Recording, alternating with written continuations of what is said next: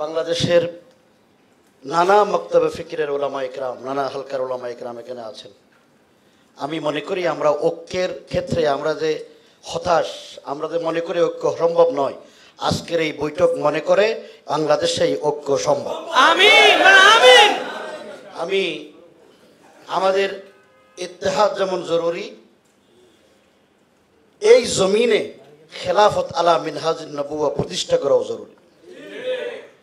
এটার জন্য আমরা লক্ষ্য কি? আল্লাহর জমিনে আল্লাহর দ্বীনকে বিজয় করা। এটা যদি আমাদের লক্ষ্য থাকে, আমরা ইত্তেহাদ সম্ভব। আজকে আফগানিস্তানের কথা আছে, আপনারা সবাই সচেতন। পাকিস্তানের জং করাচি জিও টিভির সিও হামিদ মির, ইন্টারন্যাশনালি পরিচিত একজন সাংবাদিক, তিনি, আমি 2 বছর জেলে ছিলাম, 2021 সালে অ্যারেস্ট হয়েছি। জেল থেকে বের হওয়ার পর আমার একটা অনুষ্ঠানে ইত্তেহাদের উপর একটা বক্তৃতা আছে। ইত্তেহাদ কি, কেন করব, কেন করতে হবে। আর উপমহাদেশে একজন বড় দার্শনিক আলেম ছিলেন খতিব আজম হযরত মাওলানা সিদ্দিক আহমদ রহমতুল্লাহ। স্বাধীনতার পর 75-এর বিপ্লবের পরে হযরত খতিব আজম সাহেব রহমতুল্লাহের নেতৃত্বে ইসলামিক ডেমোক্রেটিক লীগ প্রতিষ্ঠিত হয়েছিল। ইসলামিক ডেমোক্রেটিক লীগ প্রতিষ্ঠা হওয়ার পরে প্রেস কনফারেন্স করে যখন উনি পটিয়া মাদ্রাসায় গেলেন, উনি তখন পটিয়া মাদ্রাসার শেখুল হাদিস ছিলেন, সব আসাতিজা ইকরাম ধরলেন যে হুজুর, আপনি আহলে হাদিস, বেরলভি, মৌলানা আব্দুর রহিম, জামাত ইসলামী সবাইকে নিয়ে, খেলাফত রব্বানি সবাইকে নিয়ে জগা কিশোরীর কি ইসলাম করলেন। তিনি একটা যুক্তি দিলেন, যেটা কি, তোমরা মনে করো দেওবন্দীদের নেতৃত্বে যদি ইসলামী হুকুমত কায়েম হয় তাহলে 100% শরীয়ত কায়েম হবে।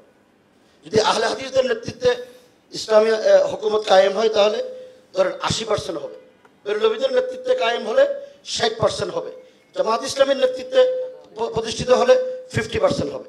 যদি কারো নেতৃত্বে প্রতিষ্ঠিত না হয় তখন কি হবে? তো আল্লাহর কাছে আমরা জবাবদিহি করতে হবে কিনা? আল্লাহর ইন্দাল্লাহ জবাবদিহি করার এই মুআখাযা থেকে বাঁচার জন্য আমি সবাইকে নিয়ে ইত্তেহাদ করেছি। ইত্তেহাদ প্রয়োজন আছে না নেই? আফগানিস্তান আজকে পৃথিবীর জন্য দৃষ্টান্ত। আফগানিস্তানে কিভাবে হলেন? হামিদ মির নীতিগতভাবে বামপন্থী, সেকুলারপন্থী। তিনি গেছেন আফগানিস্তানে, যাওয়ার পরে তিনি 2টা দিক বের করেছেন এখান থেকে। আফগানিস্তানে মুজাহিদিনদের সংখ্যা হলো 17-18 গ্রুপ, 6টা বড় বড় গ্রুপ, সবাই আপনারা জানেন। উনি দেখলেন যে তালেবানরা ক্ষমতায় আসার আগে কাতার থেকে যখন প্রক্রিয়া শুরু হয়, সমস্ত মুজাহিদিনদের সাথে তারা ইত্তেহাদের আলোচনা করেছে এবং তাদের প্রক্রিয়াটা এমনভাবে হয়েছে সমস্ত মুজাহিদিন গ্রুপ তাদের সাথে একমত হয়েছে। উনি নাম দিলেন এটা হলো সিয়াসি ইত্তেহাদ। 2 নম্বর, আমাদের দেশে দেওবন্দি, বেরলভি, আহলে হাদিস, জামাত ইসলামী আছে, অন্যান্য বিভিন্ন মাসলাকের ওলামা ইকরাম আছে, কিন্তু আমাদের দেশে শিয়া নেই। আফগানিস্তানে কিন্তু শিয়াদের সেরফের কাজ, শিখ আছে, শিখ।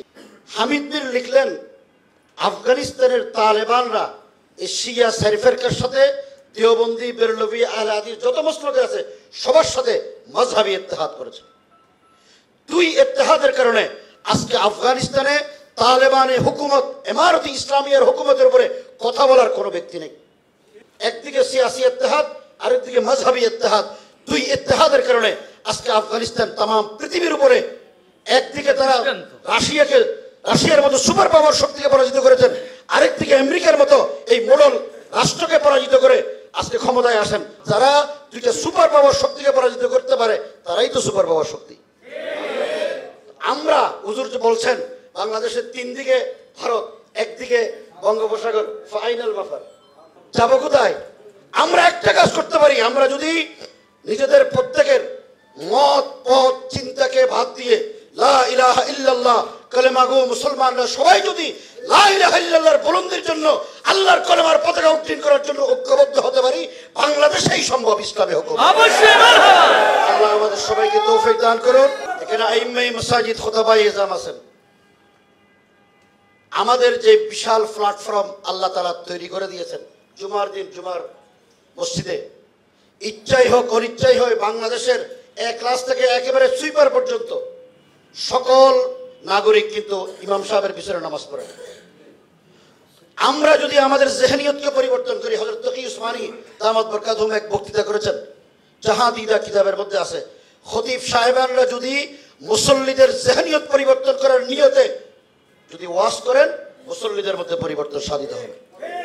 তো আমরা মুসল্লিদের দিকে, চেহারার দিকে ওয়াজ না করে কোরআন এবং হাদিসের আলোকে আমরা যদি তাদের জেহনিয়ত পরিবর্তন করার চিন্তা করে বয়ান করি, ইনশাআল্লাহ মুসল্লিদের জেহনিয়ত পরিবর্তন হবে।